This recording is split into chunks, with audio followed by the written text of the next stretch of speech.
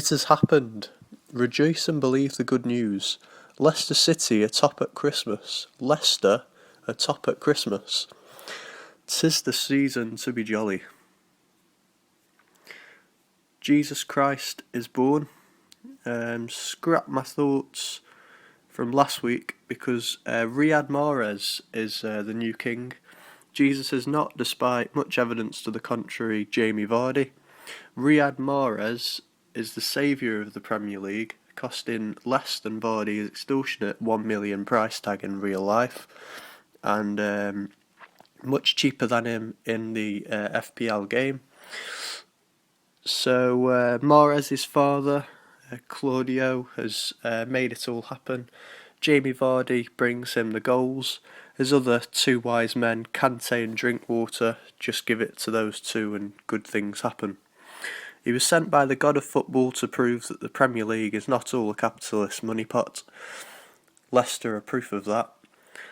Ranieri is like the ghost of football's past and coming back to haunt Mourinho, who was sacked this week for his treacherous greed and egotism. So I have Mahrez and Vardy, which is obviously a positive. And I can't keep clean sheets, so my team is basically Leicester, but not quite. Everyone has Mahrez and Vardy, so having them is hardly enough to lead me to the top of the league. Just like there is more to Leicester than two players alone. My FPL team is worse than Leicester in that I concede more goals than I score. I lost game week 17 8-4. My team can't keep clean sheets. The two clean sheets I had were on the bench. So, I can keep clean sheets, but, playing them is a different matter. Alderweireld, I left on the bench, so he was inevitably going to keep a cleanie at Southampton in Spurs' 2-0 win. And Craig Cathcart is, coming into his own this season, in his first season in the Premier League. His keeping out of Klopp's Liverpool was very impressive. And to beat them 3-0 against all odds says a lot of good things about Watford. So, cleanies are hard to come by in the Premier League this season with plenty of goals going in, and it's, so unpredictable. Only 4 of the 20 teams failed to score this week, so not many teams kept many clean sheets. I'm not sure how to look at my team this week, to be honest. At first I thought that with 2-goal hero Mahrez and 2-assist hero Barkley, and with Lukaku and Kane scoring, and my captain finding 2 assists, I thought I'd had a good week. But then, because of other performing players that I don't have in my team, the likes of Ighalo and Mesut Ozil and even Olivier Giroud scoring more points than a few of my players. In terms of the top 1,000 teams who have those template players, or even the top 500k, it was very poor. Because, Lukaku is scoring goals consistently, but Odion Ighalo is outscoring him because he's scoring more and assisting more. Ross Barkley got 2 assists and is playing well, but Arsenal's playmaker Mesut Ozil is more consistent. And Harry Kane scores goals, but Olivier Giroud scores more goals. So that's something to think about. And just because some of my players are, scoring points doesn't necessarily mean that they're the best players to have in that position, which was a learning curve for me because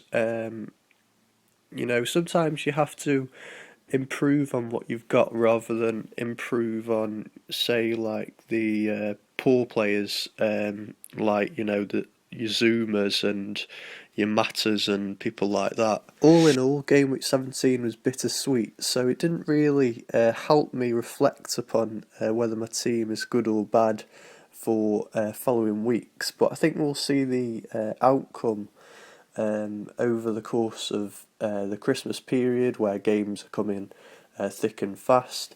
So it's gonna test my team, and we'll see how good it is. I still don't know what to expect for the rest of the season, and that's the beauty of FPL. Realistically, I should be aiming to maintain my place in the top million, even though I've just slipped outside this week. Anything more than that would be overachieving, really, given my past form and really average start to the season. Anything less, and I might think about sacking myself at the end of the season. All in all, it's been somewhere in between fantastic and a failure. But due to the unpredictable nature of the league, I never know where I'm going to finish, and it could yet be in the top 500k, and that's the beauty of FPL. So my free transfer this week was actually getting one matter out of my team. I said previously that sometimes you have to improve upon your strengths to really find points. But it took me until Monday night watching the Man City Arsenal game, regretting my decision not to get Mesut Ozil in for Ross Barkley or De Bruyne earlier on than I have done. And I think I've missed the boat on Mesut Ozil. So I'm going to stick by my decision to sign David Silva, who is obviously, one of the greatest talents in the league at the moment. And some might say that he's actually a better footballer than Ozil. A very creative talent. Sergio Aguero's injuries have freed up the cash to upgrade Juan Mata. Now that Man United are a consistently poor side. David Silva is an experienced player in the Premier League who is, a better player than Juan Mata, and up there with the likes of Ozil. So, you know what you're getting with David Silva, and he's always been a consistent assister and goal scorer in the Premier League for a midfielder.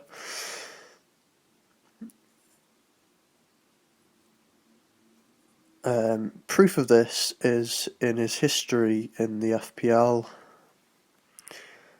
He's been in the league since the 2010-11 season, 5 years ago, so he knows what he's doing in the league, is very experienced.